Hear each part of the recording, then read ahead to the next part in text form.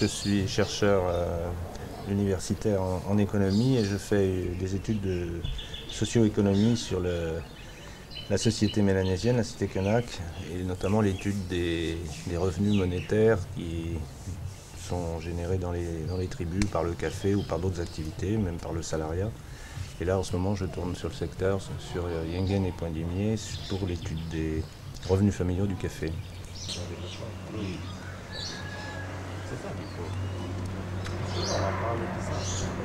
Alors on vous a conseillé de planter du café soleil. Ils sont conseillés parce qu'ils ont vu le côté rendement. Qu'est-ce qui vous a conseillé? Les techniciens du café. L'opération café, là. C'est-à-dire qu'il y a un groupement de gens qui s'occupent du café? Un groupement, c'est un truc, c'est une structure financée par l'État.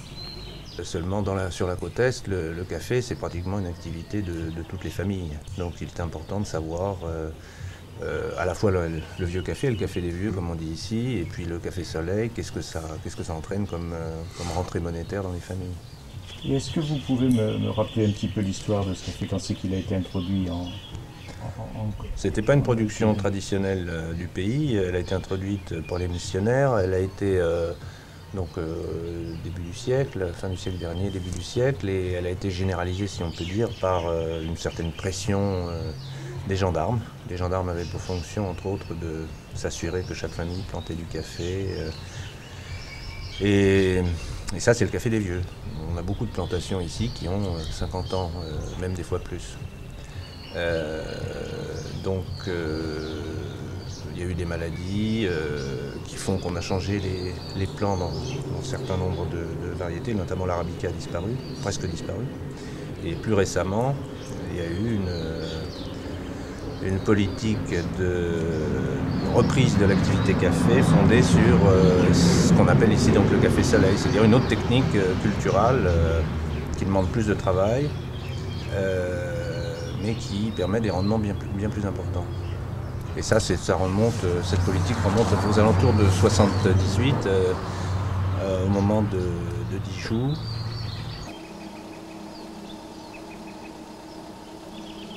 Le pays est quand même assez petit et donc les quantités produites sont faibles. Je crois qu'au plus fort, c'est-à-dire dans la fin des années 60, on produisait 2000 tonnes en tout. Actuellement, on en produit beaucoup moins, mais à l'époque, on en produisait 2000 tonnes. Donc il n'y a pas de problème d'écoulement. Les gens récoltaient leur café, le séchaient et on faisait transporter à Nouméa, chez Balland et Barreau, qui étaient les deux grosses entreprises qui traitaient le café. Et au niveau des prix, alors, est-ce que on donnait le prix d'achat du café était intéressant pour celui qui le cultivait? Je ne sais pas si on peut répondre à cette question ainsi, parce que prix intéressant, actuellement, si on juge les revenus tirés du café, le café n'est pas intéressant. Parce que le moindre travail salarié représente immédiatement beaucoup plus que ce qu'on peut gagner avec le café. Mais finalement, les gens n'ont pas le choix. Beaucoup de gens n'ont pas le choix, parce que tout le monde ne peut pas être salarié ici, loin de là. Donc de toute façon, même si c'est pas intéressant, il faut quand même en faire si on veut avoir un peu d'argent. Combien de revenus vous tirez du café actuellement que vous récoltez? Moi, avec le vieux café, je dois aux alentours de 30 000 à 50 000. Et ça représente par la production Annuelle. Alors est-ce que ça vous permettrait de vivre avec votre famille? Vous avez de la famille? Oui. Vous avez des enfants? J'ai une seule. Et ça vous permettrait de vivre ce revenu avec votre famille? Non, pas du tout. Surtout maintenant, on ne peut pas. On peut dire qu'une famille avec 2 adultes et quelques enfants qui donnent la main, qui ont raisonnablement leur champ de café, quand ils gagnent, je vais donner un maximum, quand ils gagnent 300 000 francs dans une année, c'est vraiment déjà un très très bon score. En général, les revenus familiaux sont aux alentours de 100 et quelques mille francs par an. Alors, sur la compétition entre revenus de l'agriculture et revenus salariaux, il suffit de rappeler qu'un emploi salarié normal au minimum est de 50 à 60 000 francs par mois. Ce qui fait que, disons, 2 mois de revenus salariaux compensent de façon équivalente à une année d'efforts productifs sur le café. Alors bon, c'est vrai que pour les champs de café, on ne travaille pas à longueur d'année à plein temps, mais du point de vue du résultat monétaire, c'est vrai que le café n'est pas compétitif. Et votre père, avec le revenu du café qu'il avait là, il faisait vivre sa famille? Dans le temps, à peu près, dans le temps, oui. Oui et non. Tout juste, hein. Tout juste. Bon, maintenant, on ne peut plus parler de faire vivre une famille avec les 2 hectares que j'ai. Non, c'est pas possible. Et lui, votre père, il avait 2 hectares aussi. Oui. Et il y avait combien d'enfants? Bon, on était 8. Et il avait d'autres revenus? Non, pas ça, non. Il n'avait que le café? Le café, ça. Et il faisait des cultures sous le café aussi. Voilà. D'une part, les cultures vivrières sont quand même moins importantes. On n'a pas les signames, on n'en a pas toute l'année. Hein.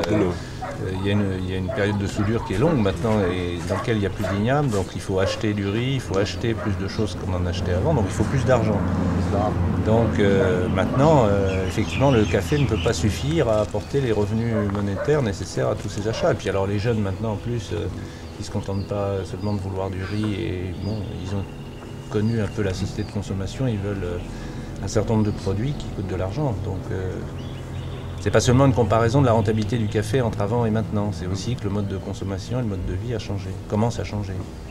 Mais est-ce que ce travail de justement salarié, ils vont le trouver ici dans la région? Ben là, c'est une dure. Vous en connaissez qui sont partis vers Nouméa par exemple? Ah oui, Même d'ici on part, c'est loin Nouméa, mais on part quand même à Nouméa. pas quand même. Parce que c'est plutôt ça, vite fait. Hein. Les sous vite fait, c'est pas comme nous. Il faudra passer à 2 ou 3 mois là pour avoir un peu de sous. Et vous croyez qu'ils en gagnent rapidement à Nouméa des sous? Oui, mais ça va pas vite aussi. Ici, un peu sur le même modèle que l'opération café, il y a l'opération fruits qui vise à développer des vergers, la production de fruits et puis la transformation d'ailleurs aussi des fruits, jus de fruits, confiture, etc. Il y a l'opération riz qui démarre pour assurer le développement d'une production vivrière de compléments. Bon, on a fait aussi du bois, l'opération Pinus. Il y a eu donc toute une série d'opérations qui visent à développer au maximum les créneaux agricoles. Mais le problème, c'est que dans tous ces cas-là, les revenus que ça crée sont difficilement comparables et compétitifs avec les revenus salariaux qui sont très élevés sur le territoire.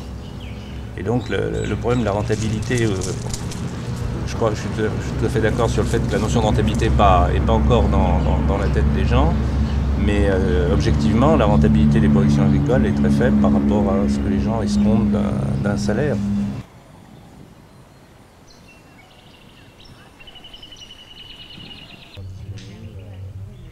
Celui qui gagne le plus, c'était parce qu'il n'en peut plus, mais en 86 c'était Jérôme. Donc c'est lui qui avait café soleil. Oui, il avait un café soleil. Il est toujours.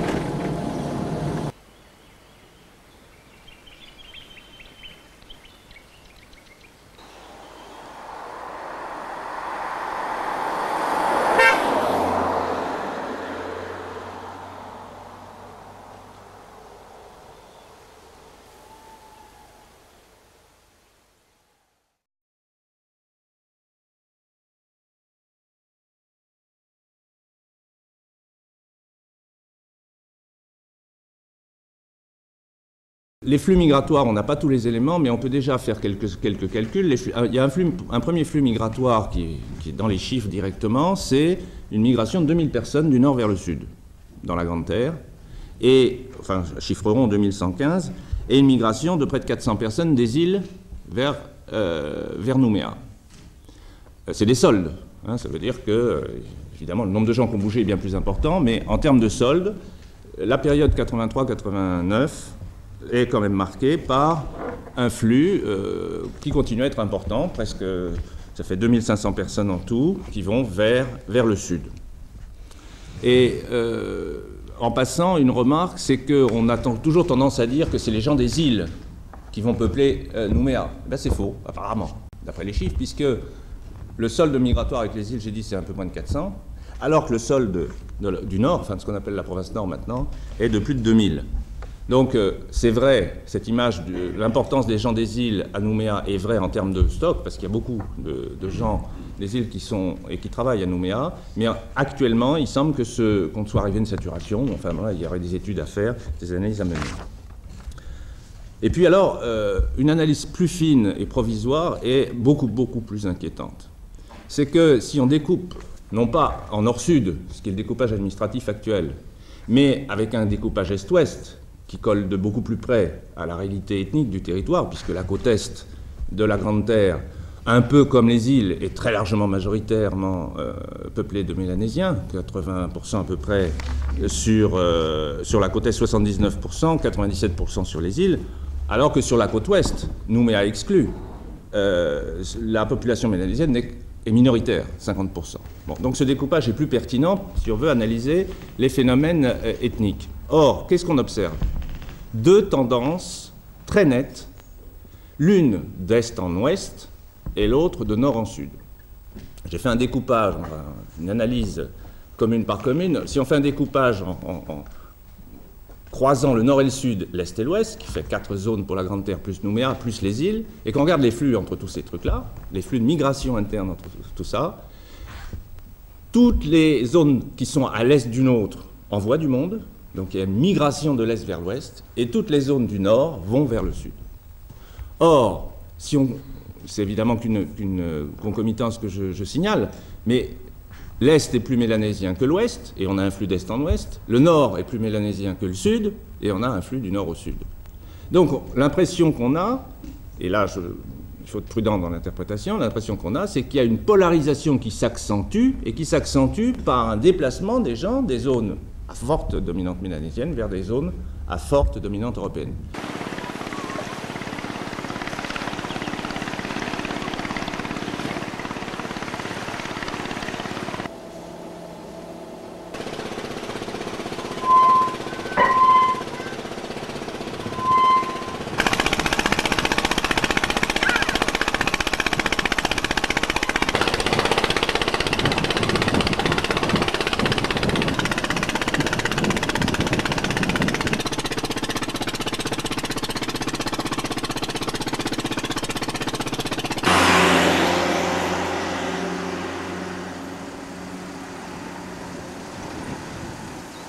Alors ça peut être la résultante de deux phénomènes différents.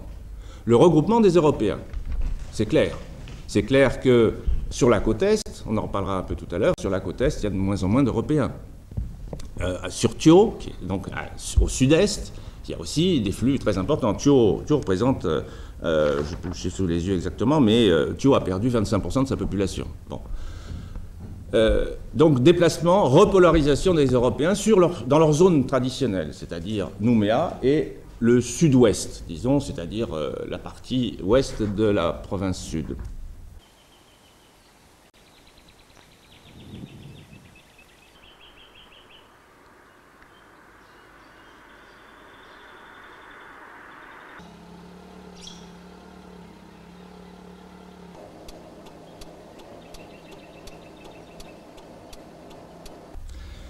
Mais on a un deuxième phénomène, très probablement, alors quelle intensité relative des deux, c'est l'attraction des Mélanésiens par les zones urbaines, Nouméa, ou les bourgs européens comme Bourail ou Bouloupari, sur la côte ouest, qui correspond à la recherche d'un emploi ou à une insertion urbaine. Faire le partage des deux n'est pas possible tant qu'on n'aura pas une ventilation ethnique de ces migrations, mais en tous les cas, il y a là quelque chose de tout à fait important.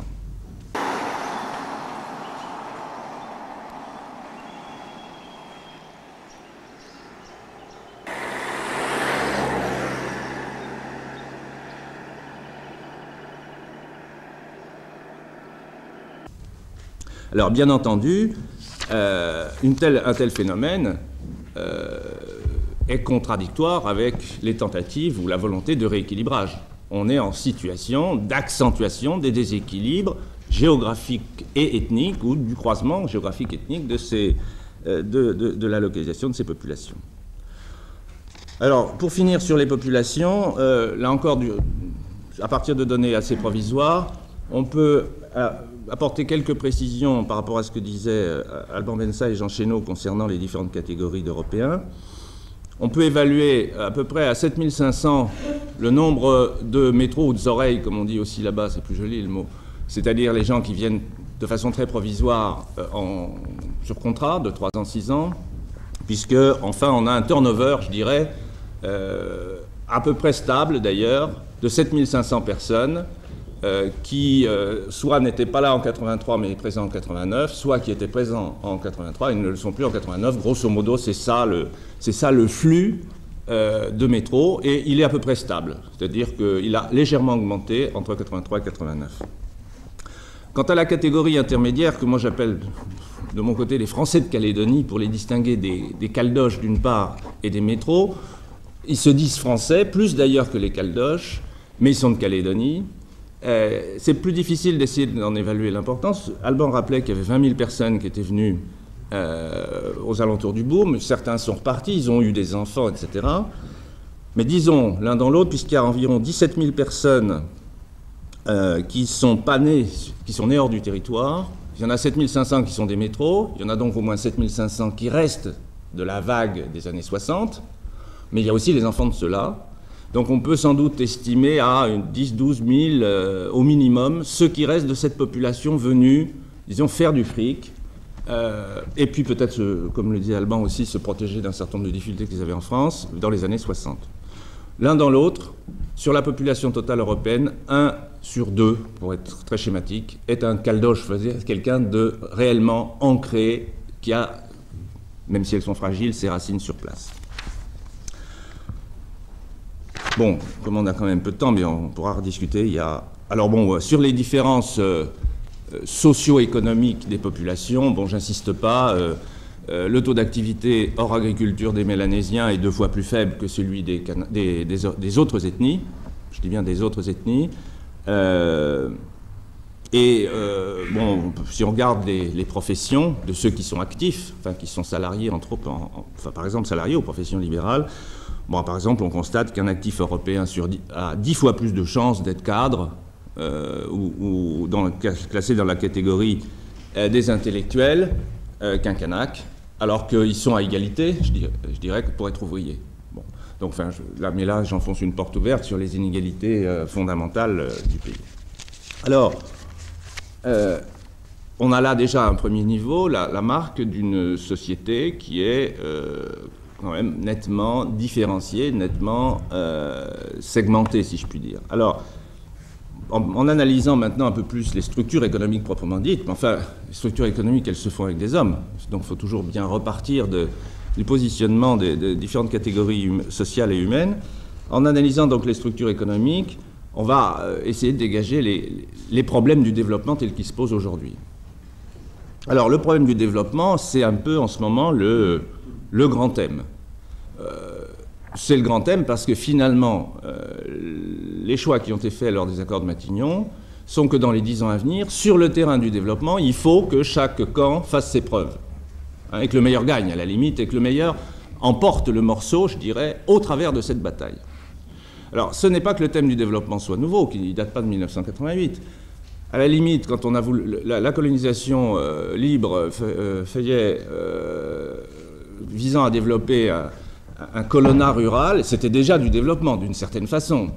Plus récemment, on en reparlera peut-être par la suite, plus récemment avec la politique de promotion mélanésienne que M. Levallois connaît bien, puisqu'il participait de cette bataille, visait aussi à assurer un développement. Mais ce qu'on peut observer, c'est que, quand on regarde le système économique actuel, c'est que jusqu'à présent, ça a toujours foiré. Je veux dire, il n'y a pas eu, aussi bien la colonisation rurale n'a pas laissé de traces extraordinaires, beaucoup de gens se sont découragés, et ce qui est resté de la colonisation rurale, c'est pour l'essentiel un élevage extensif qui n'est pas quand même le signe d'une extraordinaire maîtrise économique. Et ce qui reste de tous les efforts faits par les organismes divers de développement qui ont fonctionné sur le territoire, c'est aussi relativement mince et les bilans sont souvent faibles. Alors, il y a à ces difficultés, deux grandes catégories de raisons, à mon sens. La première catégorie tient aux structures de la société kanak, et la seconde difficulté tient aux grands rapports économiques qui régissent le système économique qu'on appellera marchand, celui de l'économie moderne, enfin moderne entre guillemets, parce qu'elle ne porte pas forcément une connotation positive. Alors sur l'économie, et c'est la combinaison de ces deux blocages, ces deux difficultés qui, à mon avis, fait que le problème du développement est aujourd'hui non pas un pari impossible, je pense qu'il y a des possibilités, mais en tous les cas, quelque chose qui va exiger extraordinairement d'imagination et probablement quelques mesures énergiques. Alors, sur le premier point, c'est-à-dire les contraintes propres au monde kanak. Il y a une affirmation qui est fréquemment faite, il n'y a pas d'économie kanak. J'ai relevé l'un des plus beaux fleurons de la pensée calédonienne, Bernard Pons, disait, il y a quelque temps, quand il était aux affaires, qu'il n'y a pas de structure économique en brousse, ce qui lui permettait de justifier que tout l'argent aille à Nouméa. Bien. Alors, c'est vrai et c'est faux. C'est vrai si on considère que structure économique égale système marchand, grande entreprise capitaliste, etc. C'est faux parce que toute société, pour vivre, a une économie. Alors, quelle est cette économie actuelle du monde kanak? Grosso modo, elle est l'articulation de... Enfin, elle n'est pas l'articulation... Sur un socle qui est ce qu'on appelle l'économie domestique, se développe un certain nombre de ramifications avec le système marchand, avec l'extérieur. Alors ce socle, évidemment, soit c'est un truc mythique, c'est bon pour les anthropologues, qui vont aller voir à la loupe les résidus de je ne sais quel archaïsme, soit c'est une réalité.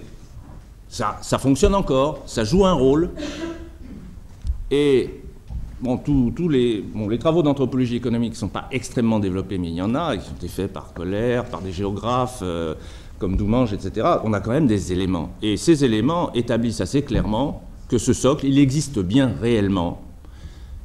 Il existe parce que, d'abord, une partie non négligeable de la population kanak continue à assurer une partie non négligeable de leurs besoins de cette façon-là, par l'autosubsistance. Il existe aussi dans la tête des gens, et donc, en retour, existe dans la réalité, parce que pour une partie importante de la population kanak, y compris celle qui est à Nouméa, qui travaille, etc., cet espace-là, cet espace domestique, reste vital, à la fois parce qu'historiquement, il y a eu le boom, on leur a dit il faut partir, et puis après il y a eu la récession, on leur a dit il faut rentrer, mais rentrer où?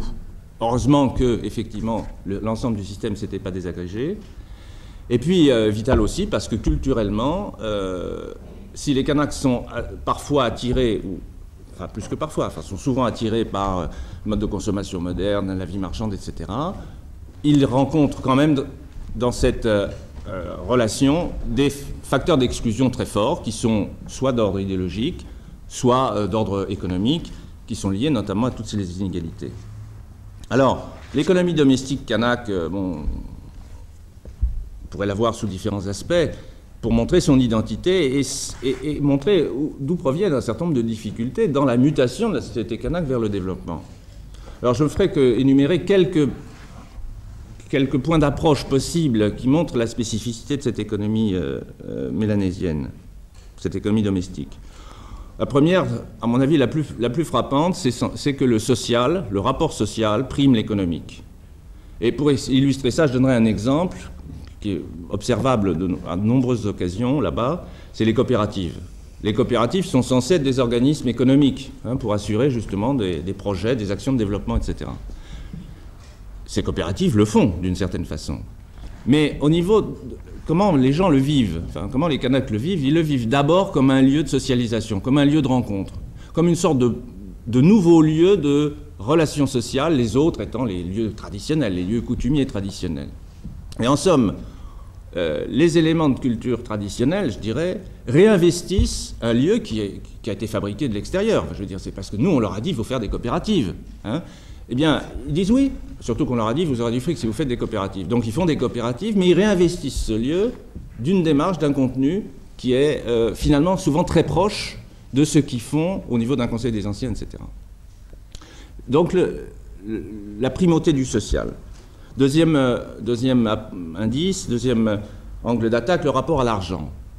Je ne parle pas de l'argent kanak, hein, de l'argent des tresses de poils de roussette et de coquillages. Je parle de l'argent marchande. Bon, bien entendu, on ne peut pas rentrer tout le monde exactement. Enfin, il y a des inégalités d'approche chez les gens. Enfin, les gens ne sont pas tous faits exactement sur le même moule. Mais dans l'ensemble, l'argent est une abstraction. Mais je dirais plus exactement, c'est une abstraction de l'abstraction. C'est une abstraction, parce que l'argent, c'est toujours une abstraction. C'est quelque chose qui est équivalent à des marchandises, enfin, qui permet d'acheter des choses. Seulement, je dis chez les Kanaks, c'est une abstraction de l'abstraction parce que là-bas, le rapport marchand lui-même est quelque chose de lointain, de mal connu, mal maîtrisé, et dans lequel, parce que souvent, il n'y participe pas.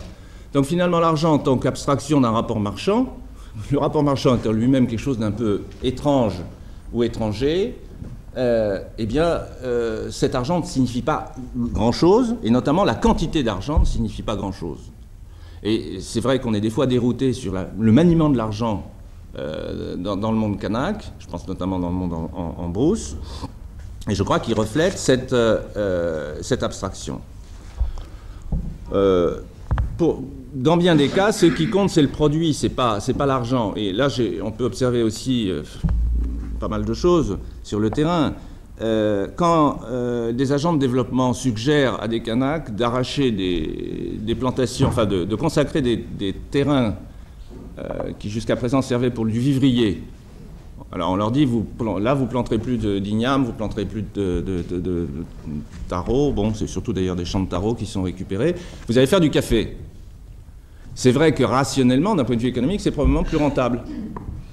Seulement, d'un côté, on demande d'abandonner une production qui est concrète, hein, des objets, qui en plus, dans bien des cas, ont une fonction coutumière importante, pour avoir de l'argent. Or, le rapport que nous, peut-être, nous savons quantifier entre un tas d'igname égale tant, et puis tant de touques de café, ce rapport marchand-là n'est pas spontanément perçu dans le vécu d'un Kanak. Alors que, par exemple, il sera tout... Enfin, je ne veux pas du tout dire que c'est le problème de ne pas savoir compter, que, par exemple, si du café a été récolté et qu'un colporteur propose 5 francs de plus à la touque qu'un autre, eh bien, le calcul économique sera parfaitement fait. Mais parce que là, il s'agit de comparer des choses comparables. Hein, 5 francs de plus pour la même chose. Mais ce qui provient de la vie, de l'économie domestique et ce qui provient de l'économie marchande, le pont n'est pas fait, en tous les cas, spontanément. Et les gens d'ici n'ont pas la notion de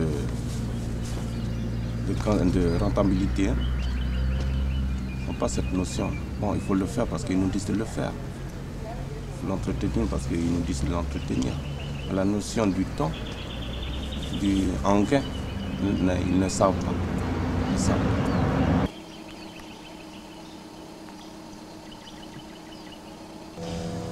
Nous, quand on a récupéré la terre, on a d'abord pensé à l'homme. Hein.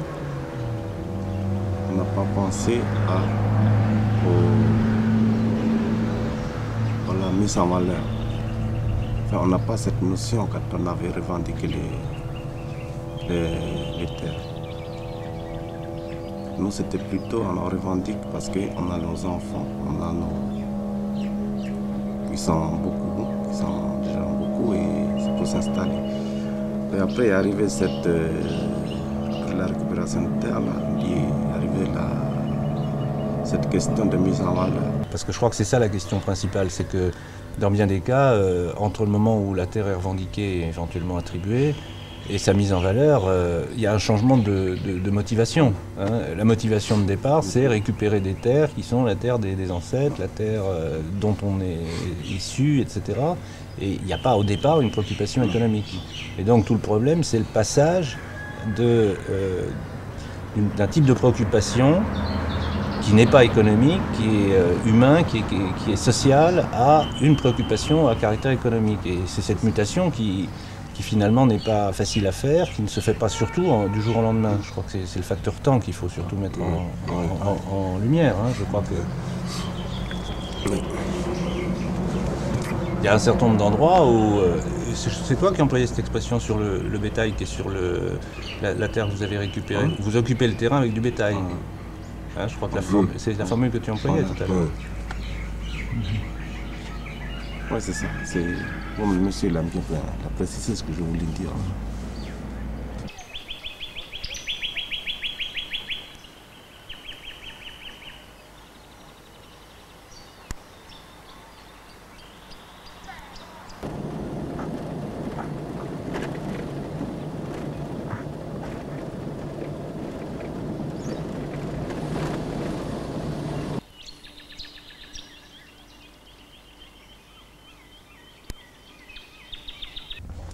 Alors, ce serait complètement mythique de croire que cette économie domestique vit comme un isolat social, économique, par rapport au reste.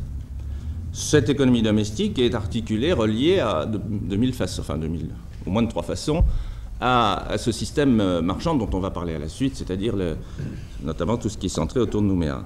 Alors rapidement, les 3 grandes catégories de relations qu'il y a, c'est les relations de salariat.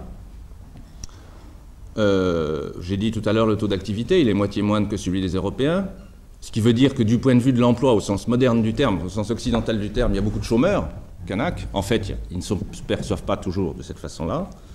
Donc il y a les revenus salariaux, il y a les revenus de la production agricole.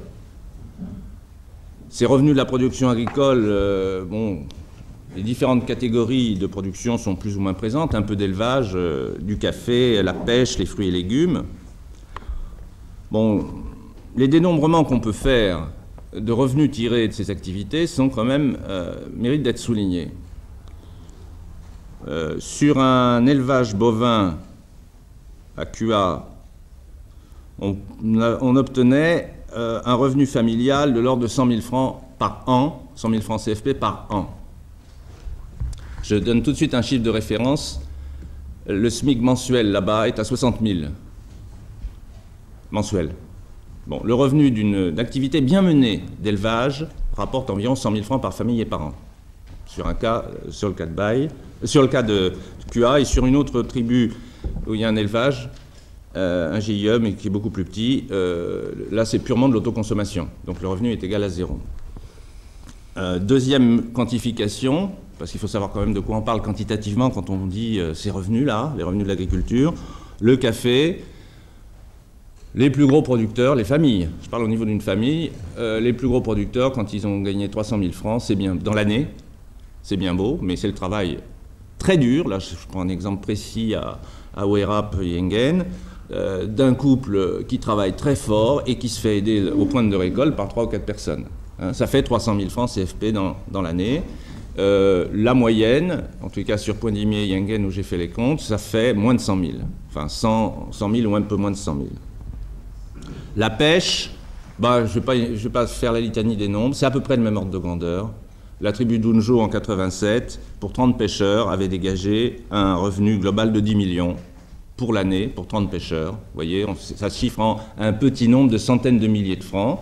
Et là, je ne prends pas des exemples, je prends des exemples de choses qui marchent plutôt bien. Hein, donc, a fortiori, c'est plutôt la norme supérieure. Bon, sur les fruits et légumes, c'est en général vraiment pas grand-chose, même à la CACOP de Puebo, qui est une coopérative assez innovante, comme on peut dire là-bas. Bon.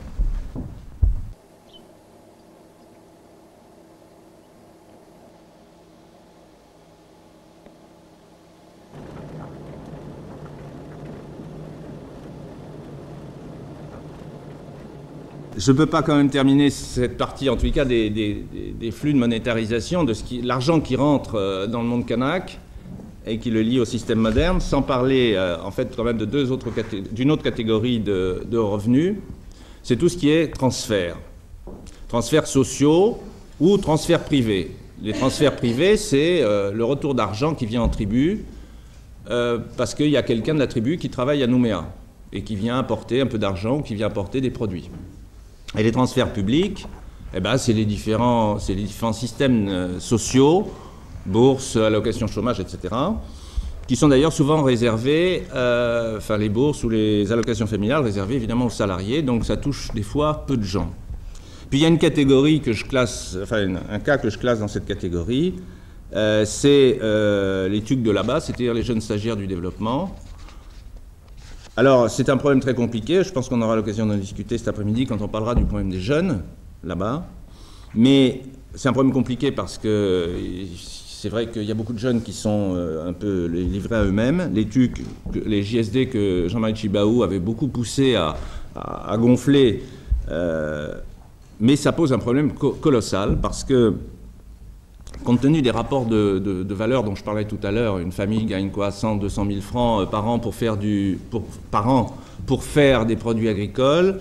Un salarié gagne, un vrai salarié gagne 100 000 francs par mois, disons grosso modo, et plus bien souvent. Et les JSD, eh bien, ils gagnent entre 34 000 et 45 000 francs par mois, pendant 6 mois, en travaillant à mi-temps. Et deux chiffres juste, pour ne pas vous abreuver de choses, rapportés à la population française, hein, multipliés par le rapport entre la population de là-bas et d'ici, il y aurait en France 1 100 000 TUC. On en est quand même très loin, je ne sais pas combien on est, 200, enfin combien il y a de cette catégorie, enfin un petit nombre de centaines de milliers. Et la dépense, enfin l'argent qui a été insufflé comme ça en 89 s'élèvera à environ 500 millions de francs CFP. 500 millions de francs CFP, pour avoir, ça ne veut rien dire comme ça, c'est 5 fois le revenu total de la production de café de l'année. Vous voyez l'ordre de grandeur des choses. Alors, à la clé de ça, vous avez quoi? Vous avez effectivement tout le débat sur l'assistanat.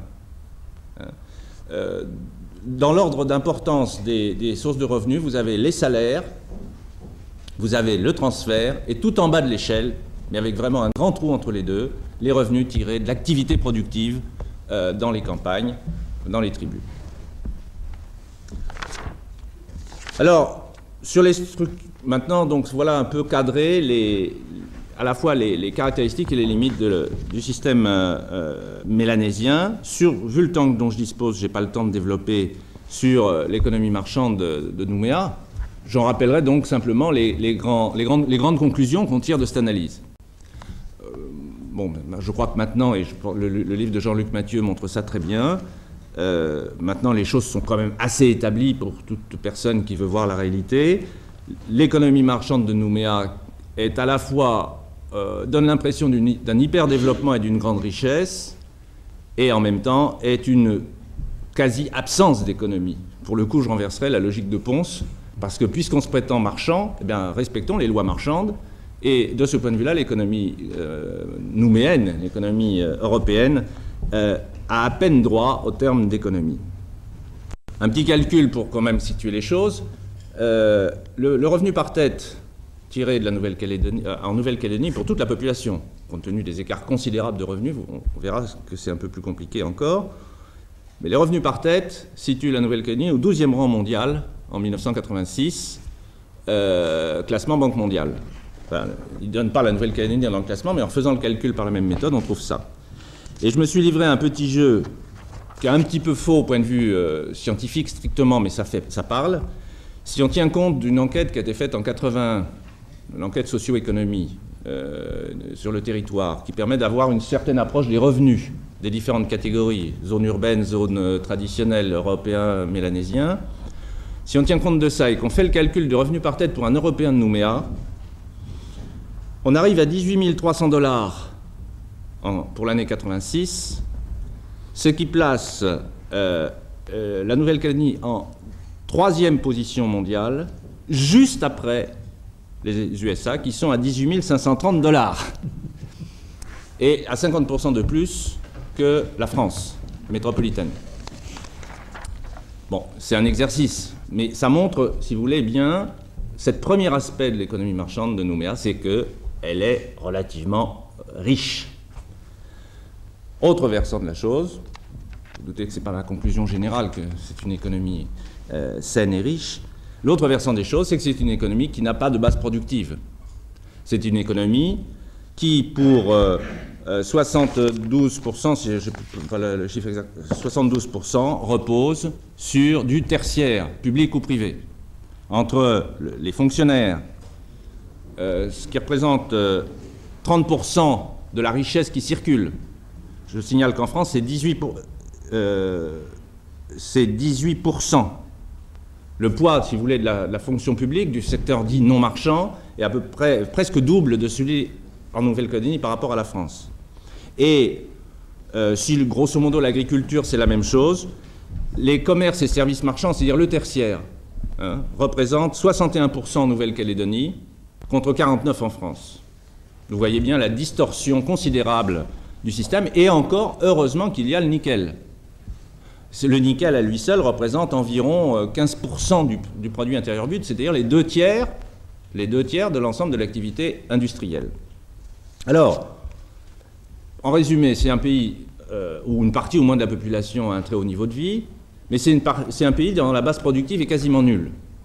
L'agriculture représente 2% du PIB. Donc, on consomme beaucoup, on ne produit pas beaucoup. Résultat, première conclusion, on a un système d'importation qui est extrêmement vigoureux, d'où ce premier aspect de l'économie calédonienne, c'est d'être une économie d'import. J'ai refait les calculs pour 86, puisque maintenant on a les résultats des comptes économiques de 86. 81% de la consommation finale, totale, c'est-à-dire pas les choses qui servent pour faire fonctionner les usines, mais la consommation des ménages et de l'administration, 81% est importée en Nouvelle-Calédonie. D'où l'importance du secteur commercial.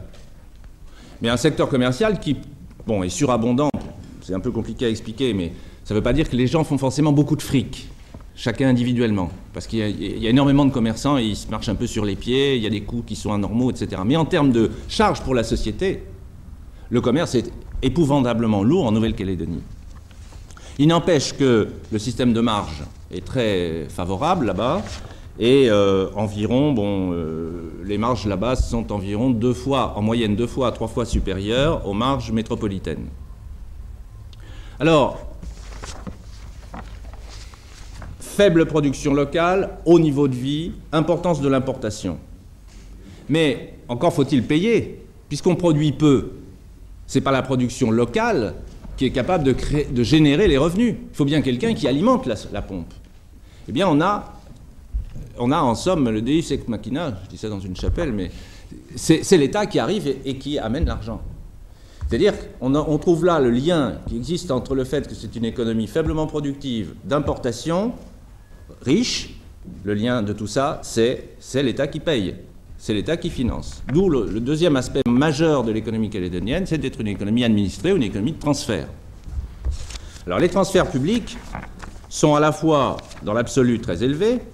Ils représentent 47 milliards de francs CFP, ce qui est pour l'année 86 atteint 34%, représente 34% du produit intérieur brut, dire que, et je donnerai l'évolution historique parce que ça c'est vraiment fondamental, plus d'un tiers de la richesse qui circule sur le territoire est la contrepartie de transferts unilatéraux, je dirais, venus de l'extérieur, venus de la métropole. Donc, et ça représente un tiers du PIB, et l'ensemble de la dépense publique, de ce qui est payé pour les fonctionnaires, les achats, etc., représente en 86 55% de l'ensemble de la dépense nationale, si je puis dire. Donc c'est vraiment absolument considérable comme poids du secteur public. Alors ce qui est très grave, c'est pas seulement les 34%, c'est l'évolution dans le temps. Parce que je terminerai sur cette question du système marchand par l'évolution historique des choses. Il y a plusieurs indicateurs possibles pour voir l'importance de cette économie de transfert. Peut-être le plus intéressant, c'est le rapport dont je parlais tout à l'heure, les transferts sur le PIB. Avec des documents qui sont de fiabilité variable, mais enfin, grosso modo, les ordres de grandeur sont bons. Ce rapport qui est de 34% actuellement, était en 1960 de 7,4%. 7,4% en 1960. Et alors, par palier, on est passé de 7 à 34. Et ce qui est très intéressant, et là c'est un travail d'histoire économique qu'il faudrait faire, on manque totalement de vrais travaux d'histoire économique. On a des papiers, on a des choses, mais on manque complètement de travaux. Ce qui serait extrêmement intéressant, c'est de voir les corrélations existantes entre ces poussées successives des transferts publics, du poids des transferts publics, et les événements politiques. Or, on peut quand même constater que à chaque nouvelle étape où il y a une crise en Nouvelle-Calédonie, l'État intervient et pour gagner la paix, si vous voulez, il paye. Il fait des promesses d'abord et puis il paye. Et par exemple, un palier très important dans le ratio de dépenses publiques, il est entre 75 et 79. Puisque là, ça passe de 14 à 23%. Vous voyez le saut qui est considérable. Eh bien, qu'est-ce qui s'est passé entre les deux? La politique d'y joue. La politique de promotion mélanésienne, la politique de répondre à l'émergence de la revendication indépendantiste par « on va faire du développement, on va s'occuper de vous ».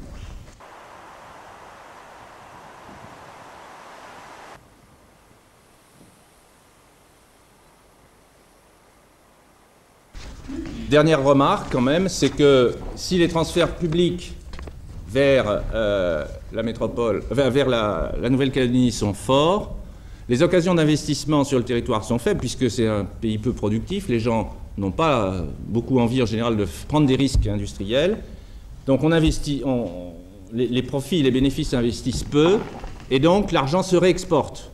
Donc machine de transformation, moi je la résume comme ça, c'est un système de transformation de l'argent public en argent privé. L'ordre de grandeur, c'est qu'un tiers des contreparties des transferts publics se replacent à l'extérieur.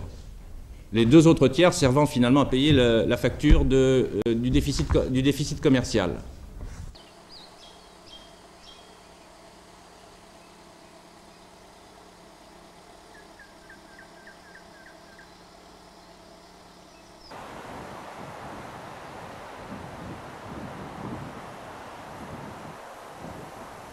Dans un système aussi artificiel, dans lequel les niveaux de revenus n'ont pas de rapport avec ce qu'on appelle la productivité, c'est-à-dire ce qu'on produit réellement, dans un tel système, la possibilité de développer des actions de développement est rendue extrêmement difficile. D'autant plus difficile qu'en plus c'est un petit pays et que les marchés sont petits et que donc pour rentabiliser des actions économiques, eh bien, il y a une difficulté supplémentaire par rapport à la possibilité de le faire dans de très grands pays.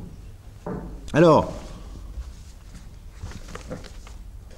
le problème tel qu'il va maintenant se poser pour le développement, c'est du côté des Kanaks, le débat est ouvert aujourd'hui. Le débat est ouvert sur plein d'aspects. Pendant malheureusement 1 an et demi, après les accords Matignon et les différents drames qui l'ont suivi, l'état d'esprit n'était pas là pour permettre de débattre en profondeur de ces problèmes.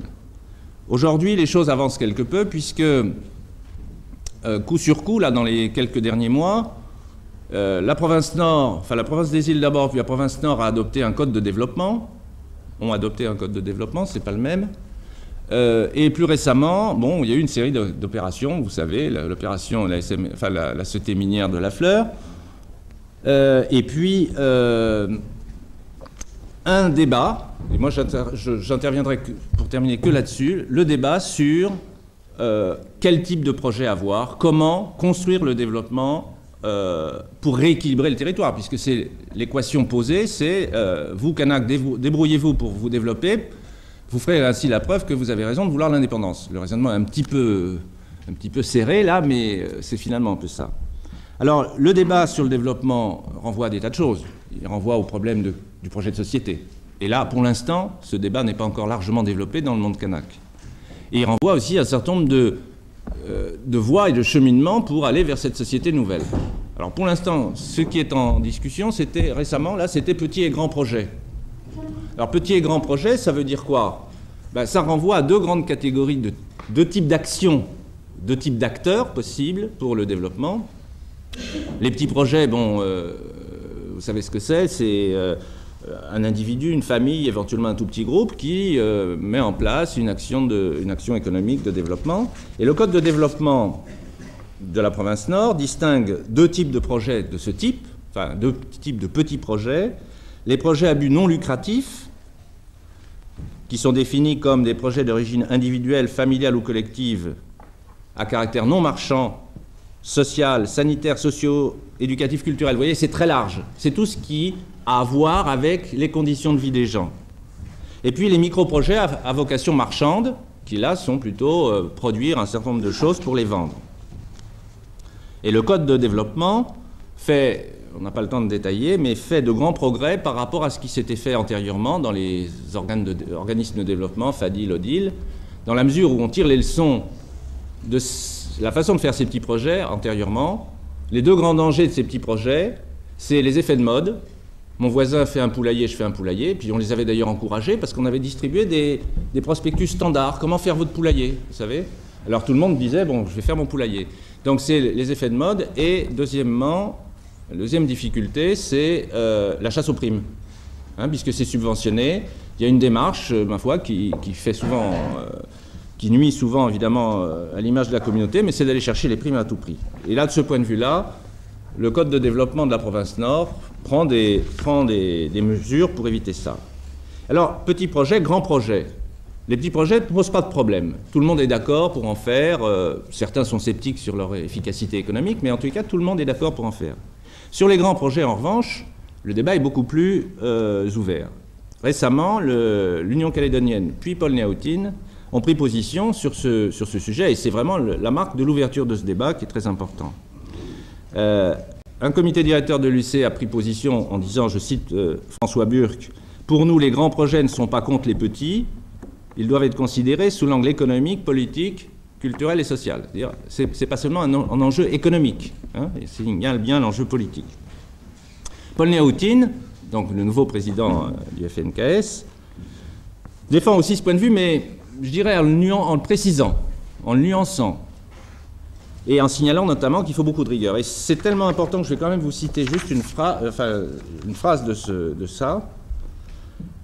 Les grands projets peuvent être intéressants, mais la rigueur est nécessaire. Le mot rigueur dans le texte en question, il y revient 10 fois, hein, donc il n'est pas là par hasard. Mais la rigueur est nécessaire parce que les économies dans le monde, on en connaît un certain nombre de pays qui, pour les mêmes raisons que je viens d'indiquer, s'ouvrent aux grands projets et donc aux grands investissements.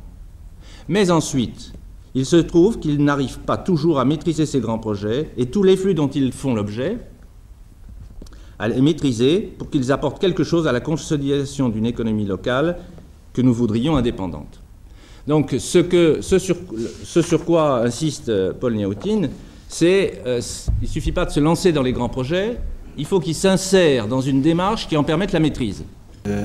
C'est clair que nous, notre évaluation, elle se fera aussi au regard de la demande de décolonisation, c'est-à-dire qu'il ne s'agit pas de s'arrêter uniquement aux enveloppes financières et au nombre de ceci ou de cela qui a été lancé.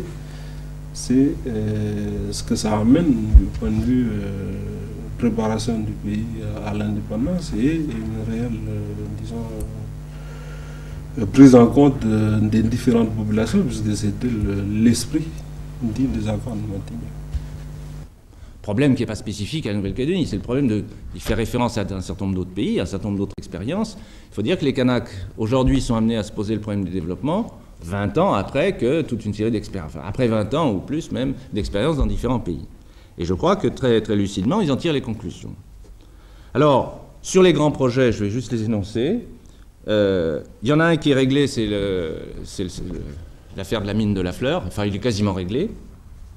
Il y en a un qui est en route, qui est un projet à caractère plutôt social que, enfin pas strictement économique, c'est le grand pôle urbain Est-Ouest, Poindimier, Touhaut, Koné, Point-Bout, qui est l'idée de créer un grand pôle urbain contrebalançant Nouméa. Ce qui n'est pas réglé, c'est l'avenir du grand projet de Népouy, port en eau profonde, qui suscite de très âpres discussions et sur lesquelles les positions sont loin d'être rapprochées. Si ça doit fonctionner au consensus, c'est pas tout de suite, à mon avis, que Népouy verra le jour. Et puis, une dernière catégorie de projets qui, je dirais plutôt, qui sont pour l'instant rejetés, c'est les grands projets hôteliers, je parle en zone mélanésienne. Il y a eu une mode à une époque, et pour l'instant, c'est largement reporté à plus tard, parce que l'impact de ces projets sur l'environnement risque d'être très grave. Donc, ces problèmes du développement que j'ai malheureusement pas pu détailler autant que j'aurais voulu renvoient finalement aussi à un choix politique, parce que toutes ces actions, petits et grands projets, c'est ce que j'appellerais un peu la décolonisation par le bas. S'engager dans une action de développement pour créer les conditions d'un rééquilibrage qui lui-même va être la source d'une décolonisation. Mais est-ce que ce n'est pas un pari difficile à défendre? Est-ce que finalement la nécessité de réformer le système n'est pas une condition préalable du développement? En tous les cas, c'est ce que dit Paul Néautine, qui tout en s'engageant, parce que par réalisme et pragmatisme, c'est dans le cadre dans lequel on est, qui tout en s'engageant dans cette politique, disait récemment, le développement ne peut être effectif que dans le cadre de la décolonisation. Donc nous, notre demande, ce qu'on va redire, c'est que c'est à travers ces chantiers-là qu'on va voir si oui ou non l'esprit du rééquilibrage est bien partagé par tout le monde, ou est-ce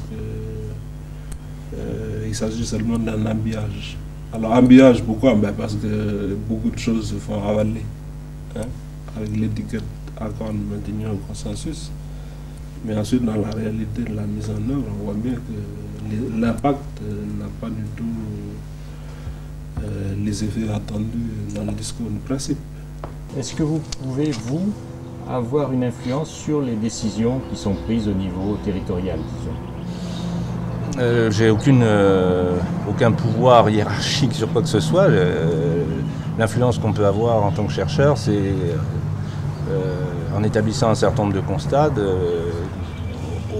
à ceux qui décident d'en tenir compte, et s'il y a des recommandations qui peuvent sortir de ce genre de travail, de les prendre en compte.